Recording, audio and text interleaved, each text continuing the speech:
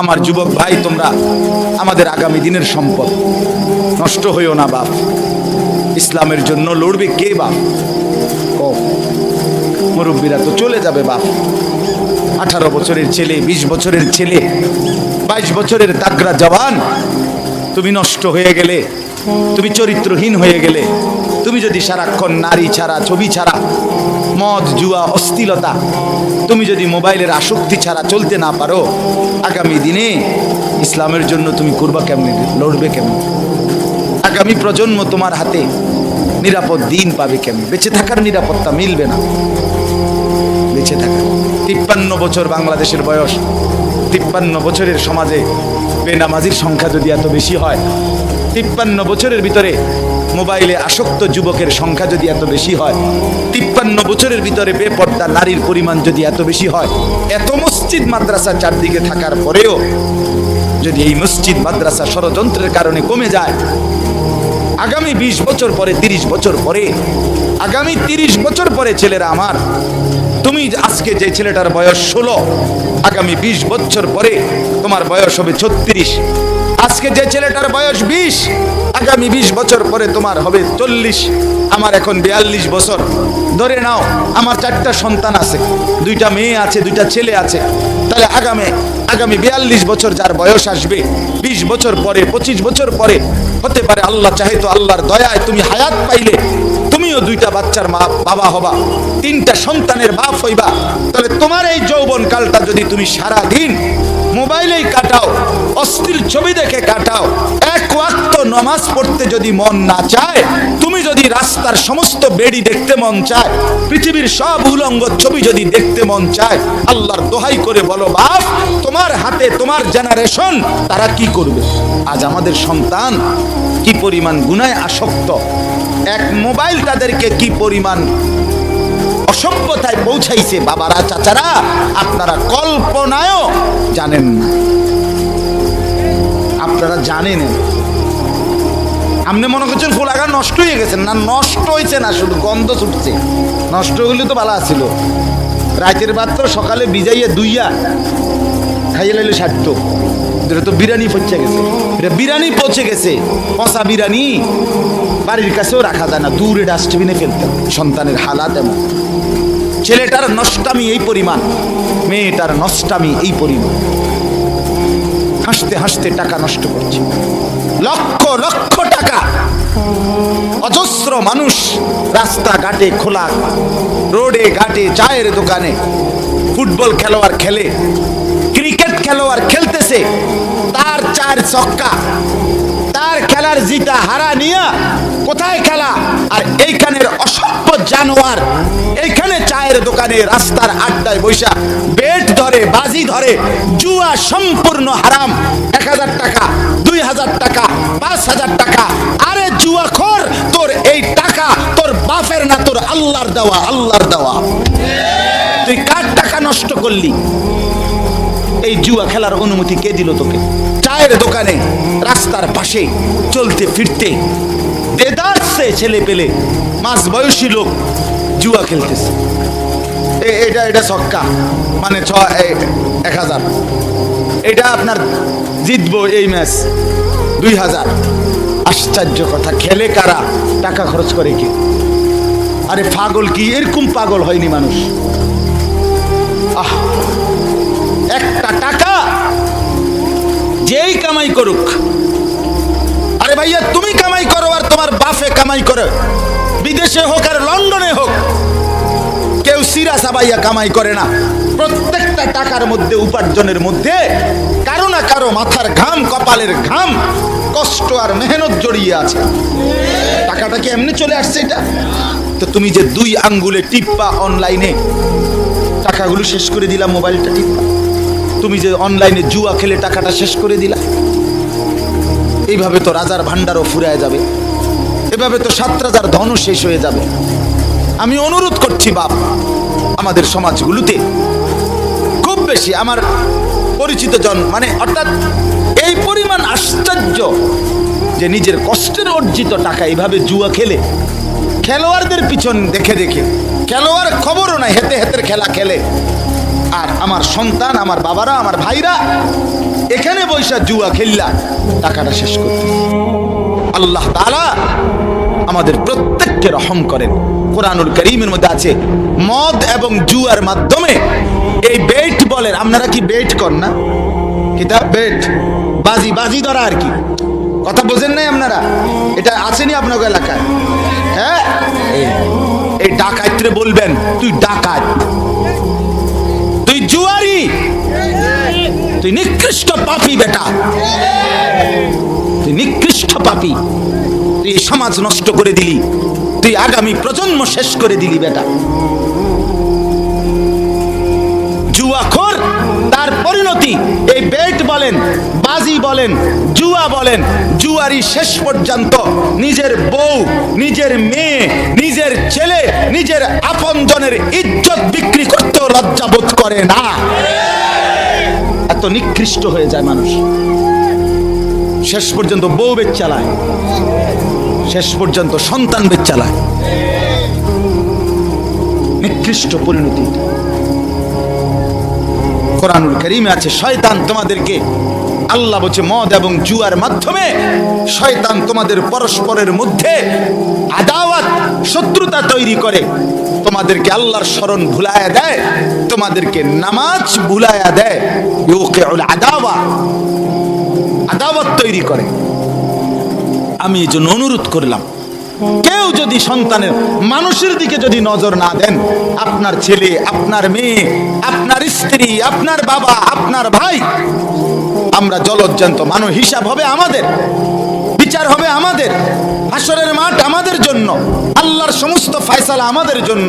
কবর, হাসর, মিজান, ফুলসিরাত এগুলো মানুষের জন্য না গরু ছাগলের জন্য? তাহলে আমরা মানুষ যদি সংশোধন একজন আরেকজনের জন্য না করি, একজন বাবা যদি তার স্ত্রী, ছেলে মেয়ের নামাজ, রোজা, আখিরাত, পরকালের ফিকির না করে, সোফা বানাইয়া কি লাভ? খাট বানাইয়া কি লাভ?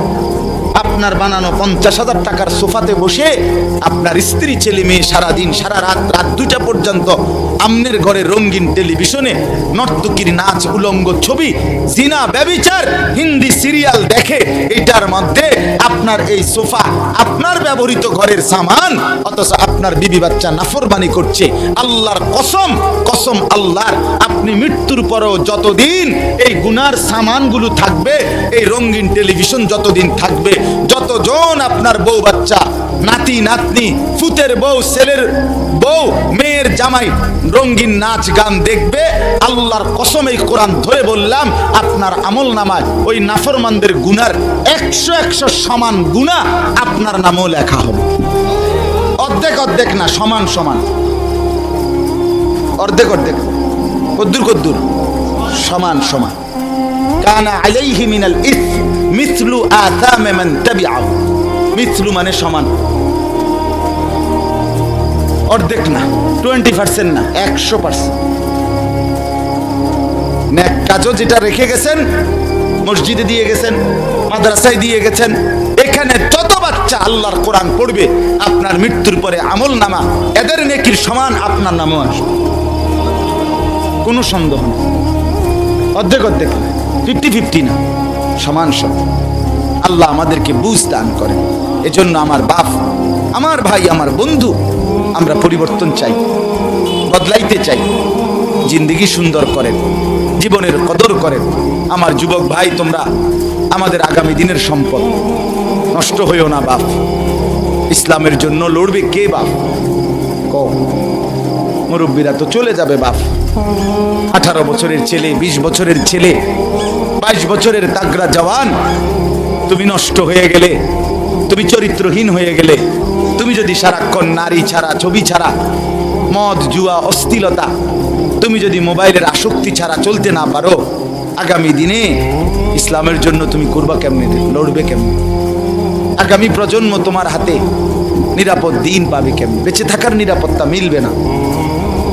বেঁচে থাকা 53 বছর বাংলাদেশের বয়স, 53 বছরের সমাজে বেনামাজির সংখ্যা যদি এত বেশি হয়, 53 বছরের ভিতরে মোবাইলে আসক্ত যুবকের সংখ্যা যদি এত বেশি হয়, 53 বছরের ভিতরে বেপর্দা নারীর পরিমাণ যদি এত বেশি হয়, এত মসজিদ মাদ্রাসা চারদিকে থাকার পরেও যদি এই মসজিদ মাদ্রাসা ষড়যন্ত্রের কারণে কমে যায়, আগামী 20 বছর পরে, 30 বছর পরে, আগামী 30 বছর পরে ছেলেরা আমার, তুমি আজকে যে ছেলেটার বয়স 16, আগামী 20 বছর পরে তোমার বয়স হবে 36।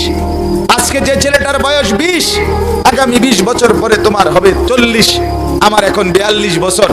ধরে নাও আমার 4টা সন্তান আছে, 2টা মেয়ে আছে, 2টা ছেলে আছে। তাহলে আগামী 42 বছর যার বয়স আসবে, 20 বছর পরে, 25 বছর পরে, হতে পারে আল্লাহ চাহে তো আল্লাহর দয়ায় তুমি হায়াত পাইলে তুমিও 2টা বাচ্চার মা বাবা হবা, 3টা সন্তানের বাপ হইবা।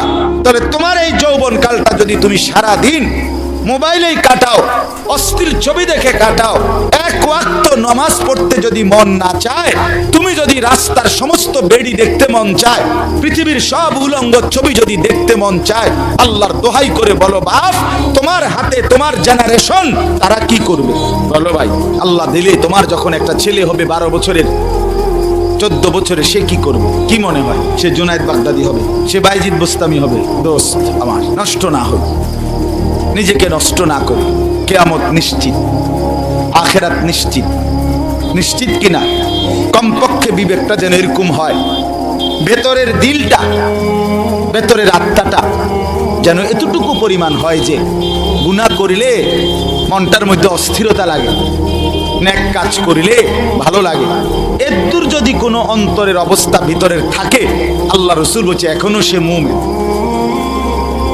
কিন্তু যেদিন গুনার পর গুনাহ, মিথ্যার পর মিথ্যা, চুরির পর চুরি, মদের পর মদ, জুয়ার পর জুয়া, জিনার পর জিনা, বেবিচারের পর বেবিচার, বেপর্দার পর বেপর্দা মা বোন, যেদিন আর কোনো অসুবিধা বোধ হচ্ছে না, চেহারায়, সুরতে, চলনে বলনে পাপের কোনো অনুভূতি নাই, আল্লাহর কসম রাসূলুল্লাহ বলে ধরে নাও ঈমান হারিয়ে গেছে। লা ইয়াজনি জানি হিনা ইয়াজনি ওয়া হুয়া মুমিন। রাসূলুল্লাহ বলে কোন জিনাকার, ব্যভিচারী নারীর সাথে যখন অপকর্ম করে সে ঈমানদার থাকে না। লা ইয়াসরিকু সারিকু হিনা ইয়াসরিকু ওয়া হুয়া মুমিন। কোন চোর যখন চুরি করে, রাসূল বলে সে মুমিন থাকে না। লা ইয়াশরাবুল খামরা হিনা ইয়াশরাবু ওয়া হুয়া মুমিন। রাসূল বলে কোন নেশাখোর যখন নেশা করে তখন সে মুমিন থাকে না, মুমিন থাকে না। বাপ আমার, কতদিন সুদ খাইলে অভাব মিটবে? কতদিন হারাম রোজগার করলে অভাব পূরণ হবে?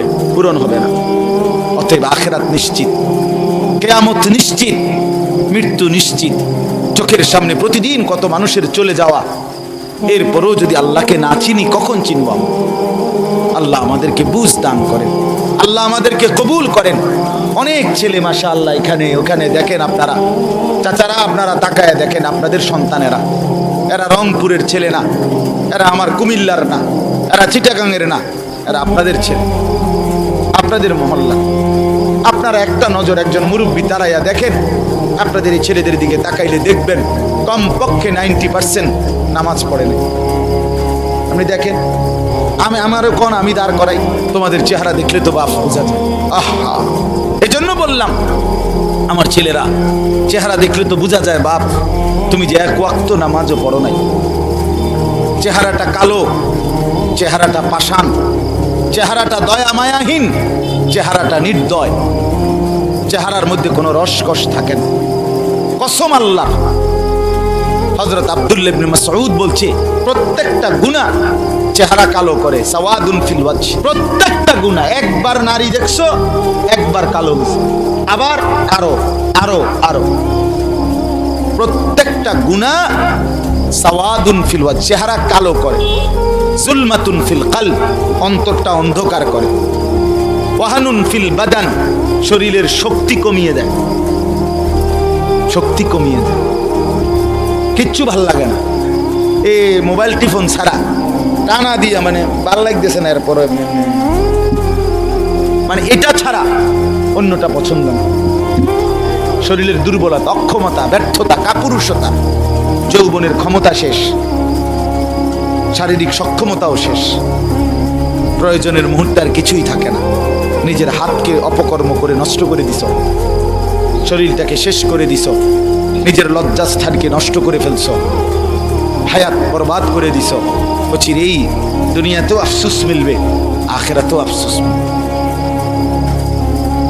না, আমি খোলামেলা কইলাম, হিম্মত করে কইলাম, সাহস করে বললাম।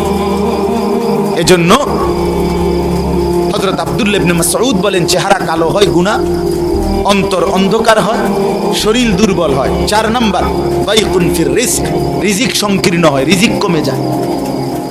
5 নাম্বার, বুগদাতুন ফি কুলুবিল খালক, সমস্ত মানুষের অন্তরে ঘৃণা তৈরি করে। কোন মানুষ এই নাফরমানকে পছন্দ করে না। কথা বলেন, দুইজন এক লগে জুয়া খেলে, আপনি এর এক লগে হেরা এক সময় না, আচ্ছা 3 বছর এক লগে জুয়া খেলে, আপনি মনে করেন এখান থেকে একজন রে আপনি আলগা ডাইকা জিগান, তোর দোস্ত কেমন, ও 1 নম্বর সিটার। হ্যাঁ কি কন বলবে না, বলবে সিটারের সর্দার, বাট পার।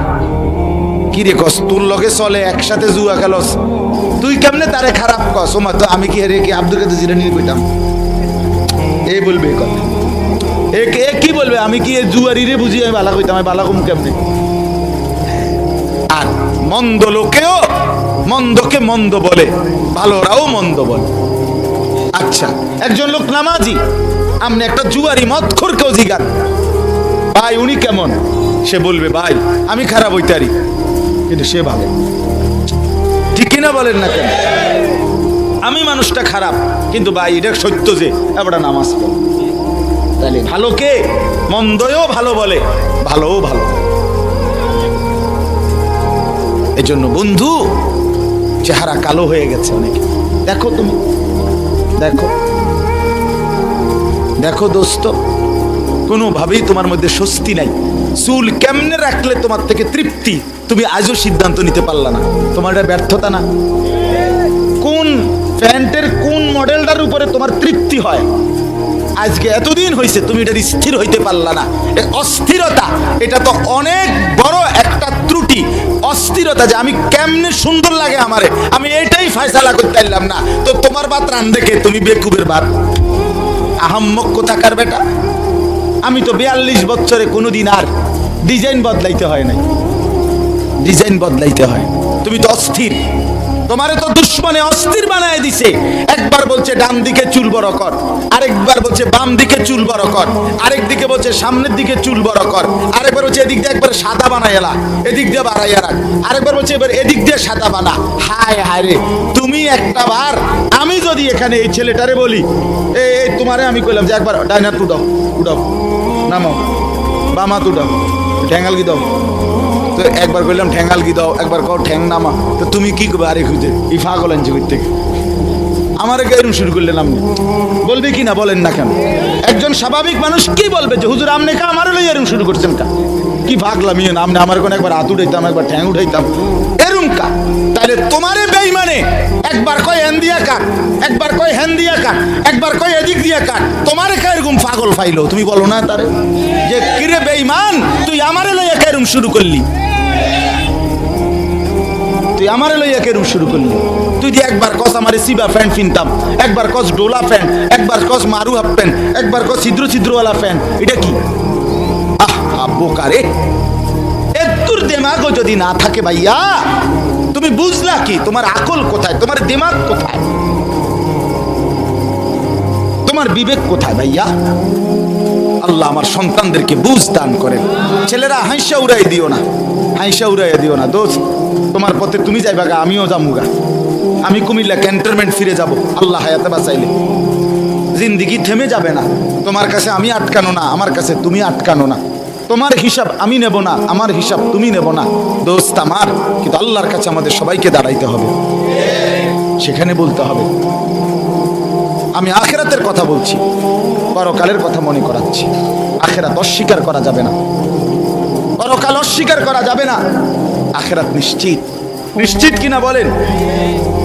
তোমরা যারা সিজদা করো না, তোমরা বলো না বাজান, বলো না এই দরদি ভাই, চিৎকার করে বললাম, তুমি যদি বলো তোমার পায়ে ধরতে, আমি পায়ে ধরতে রাজি। তুমি যদি বলো তোমারে জড়িয়ে ধরে কাঁদতে, আমি কাঁদতে রাজি। তুমি বলো কেন আল্লাহর সাথে রাগ করলা? কেন আল্লাহর সাথে রাগ করলা? কেন আল্লাহর সাথে নারাজ হইলা? কেন সেজদা কপালে জুটলো না? কেন মালিকের সাথে সারাদিনের এত কিছুর বিনিময়ে আল্লাহ তাআলা একটা মিস কল দিলে, 2 সেকেন্ডের একটা মিস কল দিলে বন্ধু তুমি টের পাও তোমার মোবাইলে মিস কল আসছে। এত বড় মসজিদে 6টা মাইকের হরন দিয়া আল্লাহু আকবার বলে তোমারে ডাক দেয়, তোমার একটাবারও কানে লাগে না, বিবেকে লাগে না। তোর মতো শক্ত ডাকাত, তোর মতো পাষাণ বেটা আর কে হইতে পারে? বেটা কথা বলেন না কেন? তুই ডাকাত, কত বড় ডাকাত। ওয়ায়াউমা তাকুমুস সাআতু ইউবলিসুল মুজরিমুন। আল্লাহ তাআলা বলেন যখন হাসরের মাঠ কায়েম হবে, হাসরের মাঠ যখন কায়েম হবে, নাফরমানরা, পাপীরা, সমস্ত অপরাধীরা হাসরের মাঠের দৃশ্য এক নজর চতুর্দিক দেখার পর, অবস্থাটা উপলব্ধি করার পরই ইউবলিসুল মুজরিমুন, আল্লাহ বলে সব পাপীরা একেবারে ভেবাচেকা, একেবারে এলোমেলো, অস্থির, পেরেশান হয়ে যায়। হায় এখন কি হবে, এখন কি হবে? হাসরের ময়দানে দাঁড়িয়ে দেখবে আল্লাহর নবী সাল্লাল্লাহু আলাইহি সাল্লাম বলেন 2টা কদম, শুধুমাত্র 2 পাও রাখা যায় যতটুকু জায়গা। আল্লাহ রাসূল সাল্লাল্লাহু আলাইহি সাল্লাম বলেন একজন মানুষ হাসরের ময়দানে শুধু এতটুকু জায়গায় বরাদ্দ পাবে। এক সুতা ডানে বামে সামনে পিছনে আগ পিছ করতে পারবে না, 1 সেকেন্ডের জন্য বসতেও পারবে না। আল্লাহ তাআলা কোরআনুল কারীমে বলছে ইয়াউমা ইয়াকুমুন নাস লিরাব্বিল আলামিন, রব্বুল আলামিনের সামনে সবগুলো মানুষ দাঁড়িয়ে থাকবে, দাঁড়ানো দাঁড়ানো দাঁড়ানো থাকবে, দাঁড়িয়েই থাকবে। মাথার 1.5 হাত উপরে সূর্য, আল্লাহ বলবে সূর্য তোর সমস্ত তাপ আজ ছেড়ে দে, খুলে দে তোর সব তাপ। পায়ের নিচের জমিন উত্তপ্ত তামার মতো উত্তপ্ত হয়ে যাবে। এরপরে আল্লাহ পাক রব্বুল আলামিন ফেরেশতাদেরকে দিয়ে জাহান্নামকে, কোরআনের স্পষ্ট আয়াত ওয়াজিআ ইয়াউমাইযিন বিজাহান্নাম, হাসরের ময়দানে এরকম পাশে জাহান্নামকে ফেরেশতারা টেনে আনবে। 70,000 শিকল হাদিসের মধ্যে আছে জাহান্নামের মধ্যে লাগাবে। প্রতি শিকলের মধ্যে 70,000 কড়া থাকবে। কড়া, কড়া বোঝেন তো, যেটা লাগায় লাগায় কি বানায়, শিকল বানায়। 70,000 শিকল, 70,000 কড়া প্রতি শিকলে। প্রত্যেক কড়ার মধ্যে 70,000 ফেরেশতা ধরা থাকবে। তাহলে কত কোটি ফেরেশতা হিসাব বুঝছেন? 70,000 শিকল, 70,000 করে প্রত্যেক শিকলের কড়া, প্রত্যেক কড়ার মধ্যে ধরবে 70,000 ফেরেশতা। এত ভীষণ মারাত্মকের ভাবে ধরার পরেও জাহান্নাম গর্জনের সাথে ফেরেশতাদের হাত থেকে ছুটে যায়। আল্লাহ তাআলা বলেন এই ভয়ঙ্কর দৃশ্য দেখার পরে গোটা হাসরের মাঠে পাপী নাফরমানরা নিরাশ হয়ে যাবে, পেরেশান হয়ে যাবে। এরপরে বলবে, আল্লাহ তাআলা বলেন ওয়ালাম ইয়াকুন লাহুম মিন শুরাকাইহিম শুফাআ। এই নাফরমান আর পাপীরা দুনিয়ার জমিনে যাকে যাকে সঙ্গী বানাইছিল, যাকে যাকে বন্ধু বানাইছিল, যার সাথে চলে চলে আল্লাহর নাফরমানি করছিল, এদের সবার দিকে তাকাবে, কিন্তু কেউ তাদের জন্য 1 বিন্দু কোনো সুপারিশ করবে। কি রে বন্ধু, একসাথেই বনবিড়ি খাইতাম, অনকুদুর কও না কি করতাম, যে আমার কিছু বলার, আমার কিছু বলার। এরপরে আল্লাহ বলেন ওয়াকানু বিশুরাকাইহিম কাফিরিন। আবার প্রত্যেকটা নাফরমান নিজেই সে তার ওই বন্ধুদেরকে, ফেরেশতাদের সামনে সঙ্গীদেরকে অস্বীকার করবে। প্রথম তো তাকাবে, যখন দেখবে কেউ কোনো সহযোগিতাকারী নাই, ফেরেশতাদের সামনে যখন জিজ্ঞেস করবে, কোরআনে আছে উহশুরুল লাযীনা যালামু ওয়া আজওয়াজাহুম, আল্লাহ ফেরেশতাদেরকে বলবে প্রত্যেকটা পাপী এবং তাকে পাপ কাজে যারা যারা সহযোগিতা করেছে তাদেরকে সহ একত্র করো। তখন ফেরেশতা যখন জিজ্ঞেস করবে তোর এই অপরাধের সঙ্গী ছিল কে বল, তখন ওই নাফরমান বলবে আমি কাউকে চিনি না, আমার সাথে কেউ ছিল না, কেউ ছিল না। আল্লাহ বলে ওই সঙ্গী তাকে অস্বীকার করবে, সে সঙ্গীকে অস্বীকার করবে। কেউ কারোর জন্য থাকবে না, কেউ কারোর জন্য থাকবে। এরপর আল্লাহ বলেন ওয়ায়াউমা তাকুমুস সাআতু ইয়াউমাইদিন ইয়াতাফাররাকুন। এরপর আল্লাহ তাআলা বলেন হাসরের মাঠের সমস্ত মানুষ বিভক্ত হয়ে যাবে। আজ যেমন সবাই একসাথে বসছেন, নামাজি বেনামাজি, হালাল উপার্জনকারী হারাম উপার্জনকারী, হ্যাঁ, সবাই একসাথে বসছেন। আল্লাহ তাআলা বলেন সেদিন সমস্ত মানুষ বিভক্ত হয়ে যাবে। ফাআম্মাল্লাযীনা আমানু ওয়া আমিলুস সালিহাত ফাহুম ফি রাউদাতিন ইউহবারুন। যারা ঈমান আর নেক আমলওয়ালা হবে তারা জান্নাতের আরাম আর আয়েশের মধ্যে, জান্নাতের সুখের মধ্যে ভাসতে থাকবে। ওয়া আম্মাল্লাযীনা কাফারু ওয়া কাযযাবু বিআয়াতিনা ওয়া লিকাইল আখিরা। আর যারা আমার নাফরমানি করেছিল, আমার এই আয়াতগুলোকে অস্বীকার করেছে, কোরআনকে অস্বীকার করেছে, কোরআনকে গুরুত্ব দেয় না, কোরআনকে গুরুত্ব। মাদ্রাসা আপনার কোরআন পড়ায়। আমি সব সময় বলি কোরআন শুধু একটা বিষয়ের নাম না। বাংলা, অঙ্ক, ইংরেজি, পদার্থ জীববিজ্ঞানের মতো এটাও একটা বিষয় না। না, বাংলা, অঙ্ক, ইংরেজি কোনো বিষয় আপনার জীবনে থাকুক বা না থাকুক, আল্লাহর কসম ঈমানের পরিচয়ের কারণে এই কোরআনের পরিচয় আপনার সাথে থাকতেই হবে। কথাটা বুঝছেন কিনা আমার? অর্থাৎ আপনি বাংলা জানেন আর অঙ্ক জানেন অথবা না জানেন, কিন্তু কোরআন আপনি জানেন, এ কথা আপনাকে বলতেই হবে, এ কথা আপনার জীবনে থাকতেই হবে, এ কথা জীবনে থাকতেই হবে। এ কথার কোনো যুক্তি নাই আমি শিক্ষিত তবে কোরআন জানি না, আমি শিক্ষিত তবে কোরআন পড়তে পারি না। যে জ্ঞান আল্লাহ চিনায় না, যে জ্ঞান সেজদা চিনায় না, যে জ্ঞান কোরআন পড়ায় না, ওই জ্ঞান জ্ঞান না, ওই জ্ঞান জ্ঞান না। কোরআনে আল্লাহ বলছে, সূরা আনফালের মধ্যে আছে, যেই জবান আমার কথা বলে না, যেই কান আমার কথা শুনে না, যেই দিমাগ আমাকে নিয়ে ভাবে না, আল্লাহ বলে ওই লোকটা হলো সর্বনিকৃষ্ট জানোয়ার, জানোয়ার, জানোয়ার। ইন্না শাররাদ দাওয়াবি ইনদাল্লাহ আস-সুম্মু আল-বুকমু আল্লাযীনা লা ইয়াকিলুন। আল্লাহ বলে সর্বনিকৃষ্ট জানোয়ার আমি আল্লাহর নিকটে সে যে আমার কথা বলে না, আমার কথা শুনে না, আমার কথা ভাবে না। কেন কোরআন বাদ দিলাম? আপনারা যারা জীবন থেকে নিজের জীবন, ছেলের জীবন, মেয়ের জীবন, স্ত্রীর জীবন থেকে যারা এই কোরআন বাদ দিলেন, কেন বাদ দিলেন? কোন যুক্তিতে বাদ দিলেন? আরেকবার বিবেককে প্রশ্ন করি, কি কারণ হইতে পারে? মালিকের এই কোরআনের অপরাধটা কি? এই কোরআন আপনার ভুলে ভরা, কথা বলেন না কেন? এই কোরআন আপনার ভুলে ভরা, এই কোরআনের নিখুঁতের ক্ষেত্রে কোনো সন্দেহ আছে? তাহলে কি কারণ থাকতে পারে? বাংলা বইতে, অঙ্ক বইতে, ইংরেজি বইতে, পৃথিবীর কোনো, আমি তো পড়ছি, আমি দাখিল 1998 সালে আপনার বিজ্ঞান সায়েন্স থেকে, বিজ্ঞান বিভাগ থেকে 1998 সালে সমগ্র বাংলাদেশে সর্বোচ্চ নাম্বার পেয়ে ফার্স্ট স্ট্যান্ড করেছি, আলহামদুলিল্লাহ। আমি বিজ্ঞান পড়ছি, কুমিল্লা ভিক্টোরিয়া কলেজ থেকে আমি মাস্টার্স পাস করছি। অতএব আমি এটা বুঝাইতে চাই, পৃথিবীর কোন বাংলা, অঙ্ক, ইংরেজি, পদার্থ জীববিজ্ঞানের একটা বইয়ের নাম আপনি বলেন যে বইয়ের শুরুতে লেখা আছে এই বইটি মানুষ বানাবার জন্য, মানুষ গড়বার জন্য লেখা হয়েছে, এটা কোন বই সেটা বলেন। কিন্তু আমরা কসম চ্যালেঞ্জ করে বলতে পারি এ কোরআন তার মালিক বলছে হুদাল্লিন নাস, এটা মানুষ গড়বার জন্য, মানুষ বানাবার জন্য লেখা, বানানো, এটা কোরআন বলছে।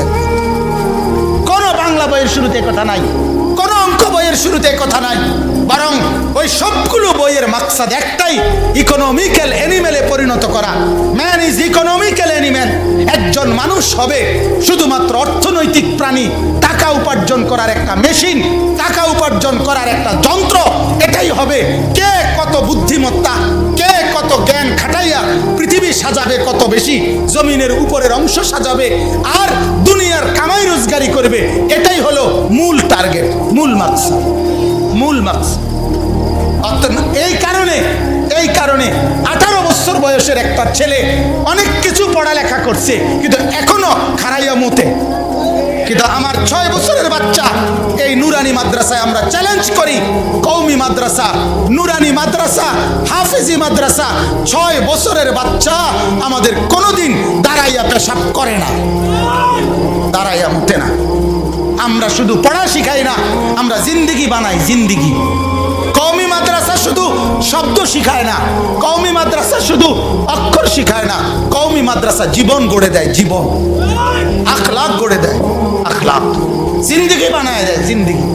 6 বছরের এক বাচ্চা নেই আমরা, 5 বছরের ভিতরে আমরা হাফেজে কোরআন বানায়া তারে বাড়িতে পাঠাই।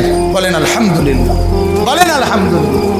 আল্লাহ তাআলা মুসা নবীকে বলছিল, মুসা নবীর মাকে, ও মুসার মা, তোমার কোলের বাচ্চাটা বাক্সত বইরা পানি ফেলায় দাও, নদীতে ফেলায় দাও। তুমি পারতা না, ফেরাউনের ভয়ে তুমি রাখতে পারতা না, ফেলে দাও, এরে বাক্সত ভরে ছেড়ে দাও, নদীতে ছেড়ে দাও। মনে করো পানিতে বাসাইয়া দিলারি, কিন্তু আমি ওয়াদা দিলাম, ইন্না রাদ্দুহু ইলাইকে, মুসার মা, আমি ছেলেটা তোমার কাছে ফেরত দেব। ওয়া জাইলুহু মিনাল মুরসালিন, শুধু ফেরত দেব না মা, আমি তোমাকে একটা রসুল বানাইয়া তারপরে ফেরত দেব। মুসাকে আমি নবী বানায় দেব, নবী। ঠিক আমরাও বলি আপনাদের কাছে, আমরা 6 বছরের একটা বাচ্চা আপনাদের কাছে চাই, এই বাচ্চাটা আপনি আমাদের মাদ্রাসায় দেন, আমরা একটা হাফেজে কোরআন বানায়া আপনার বাড়িতে পাঠাবো ইনশাআল্লাহ, ইনশাআল্লাহ। 12 বছরের জন্য দিবেন, আসমান জমিন, শুধু ভবিষ্যৎ। আরে আমরার ভবিষ্যৎ একেবারে জান্নাত পর্যন্ত। ভবিষ্যতে কি করবে আপনি আমারে আগে বলেন। পৃথিবীর ভবিষ্যৎ কোনো মানুষের হায়াতে, যেই কোনো শিক্ষিত ভদ্রলোক এখন বলেন, কোনো মানুষের যদি বয়স হয় 60 মোট, মনে করেন 60 বছর সে বাঁচলো, তাহলে তার ভবিষ্যৎ কত নম্বর বছর থেকে শুরু হয়? 45 থেকে।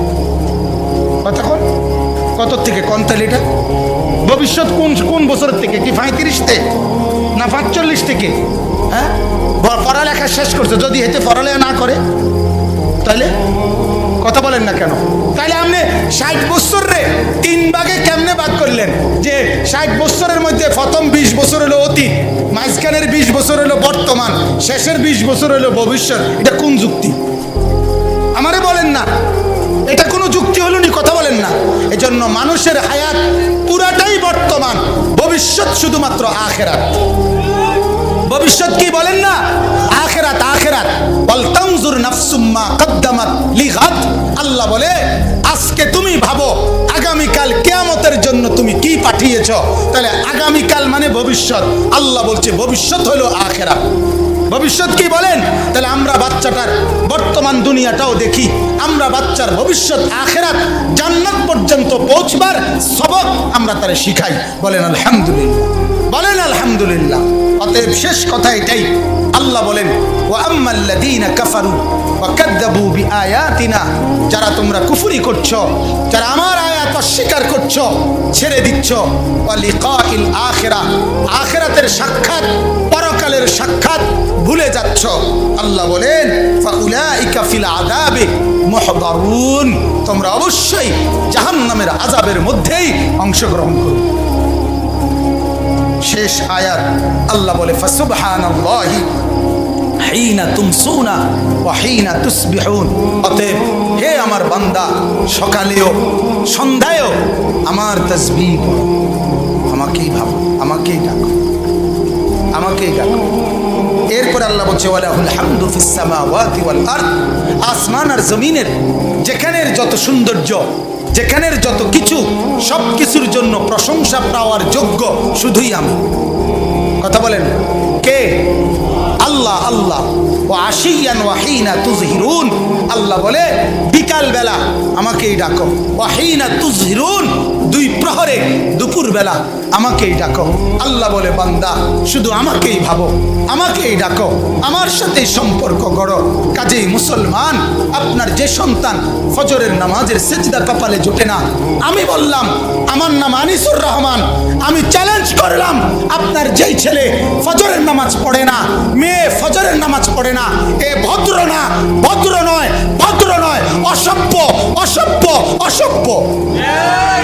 তুমি যদি সাহস থাকে তো তুমি প্রতিবাদ করো, তুমি যুক্তি দাও। আমি বসুন্ধর কারণে তুমি বলো, সেজদাবিহীন কোন মুসলমান ইমানদারের ছেলে, মেয়ে, বিবি যার কপালে সেজদা নাই, সে শিক্ষিত হয় নাই, সে সভ্য হয় নাই, সে ভদ্র হয় নাই। আল্লাহ কোরআনে বলছে, ইবলিসকে, ইবলিস তুই সেজদা করলি না, অহংকার করেছিস, তুই বের হ আমার থেকে। জন্য যে সেজদা করে না সে অহংকারী, আর অহংকারীকে ভদ্র বলে না। কথা বলেন না কেন? অহংকারীকে কি বলে না? ভদ্র বলে না। নাই তো বলেন আপনি পৃথিবীর কোন ডিকশনারিতে আছে কথা যে অহংকারীকে সভ্য বলে, অহংকারীকে ভদ্র বলে? আল্লাহ তো কোরআনে বলছে সেজদা না করা এটা অহংকার। এটা কি বলেন না?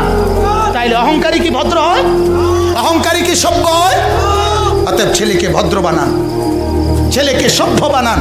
পড়েন আপনি, কোনো সমস্যা নাই, বাংলা পড়েন, অঙ্ক পড়েন, ইংরেজি পড়েন, পদার্থ পড়েন, জীববিজ্ঞান পড়েন, হিমালয় পর্বত পুরাটা পয়রা বাইতে যায় পড়েন, কোনো মানা নাই।